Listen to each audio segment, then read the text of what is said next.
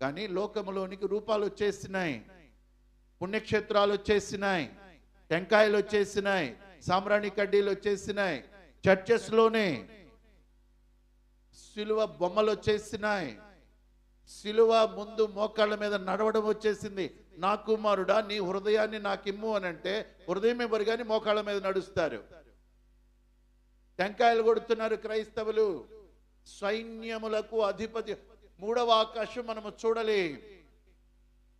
యెహోవా దేవుడు హోరేబు పర్వతం మీదకి దిగొచ్చినప్పుడు ఆ యొక్క స్వరమును, ఆ భయంకరమైనటువంటి మెరుపులను అవన్నీ చూచినటువంటి ఇశ్రాయేలు జనాంగము పరిగెత్తుకుంటా మోషే దగ్గరకు వచ్చాయా, దయచేసి నువ్వు మాట్లాడు మాతో.